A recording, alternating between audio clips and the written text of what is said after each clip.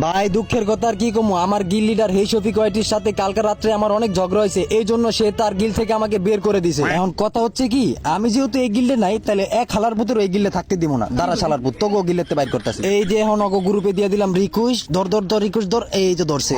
এই আদর ভাই কি অবস্থা, কিছু বলবা নাকি? না মানে কইতে চাইতাছি। থাক ভাই, বুঝে গেছি ভাই, আমরা ভাই তোমার ব্যাপারে ভাই গিল্ডের লিডারের সাথে কোনো কথা বলতে পারবো না। তোমার ব্যাপারে কথা বললে পরে আমাদের এই গিল্ডে থেকে কিক দিয়ে দিবে। হ্যাঁ ভাই, আমিও তোমার ব্যাপারে কিছু বলতে পারবো না। আরে ভাই কথাটা তো শোন, আমি এমনি তো ওই বালের গিল্ডা ঢুকবো না, এটা কোনো গিল্ড হইলো বেটা। আমি তো তোকে শুধু একটা সুখবর দেওয়ার লেগে আইছিলাম। আমার কাছে এমন একটা গিল্ড আছে যে গিল্ড বাংলাদেশের 1 নম্বরে আছে, আর ওই গিল্ডের প্রতিটা প্লেয়ার গ্র্যান্ড মাস্টারে আছে। আর ওই গিল্ডের লিডার কেটা জানোস? ওই গিল্ডের লিডার একটা মাইয়া, আর ওই গিল্ডে তো মাইয়ার কোনো অভাব নাই। তোকে এটা কোনো গিল্ড হইলো বেটা, একটা মাইয়াও নাই। আদর ভাই আমি এই গিল থেকে বাইরে গেছি। আদর ভাই, এই বালার গিল্ডে থেকে আমি বাইরে গেছি, তুমি আমার ওই মায়ের গিল্ডে ঢুকাই দাও। আহা, গিল্ড থেকে বাইরে হয়ে গেছো তো? আমি তো করে কইছি আমার কাছে ভালো একটা গিল্ড আছে, আমি তো কই নাই যে এই গিল্ডে তো করে নিব। রিকোয়েস্ট দিয়ে রাইস 1 বছর পরে নিতে পারে। আচ্ছা থাক তাহলে ভাই।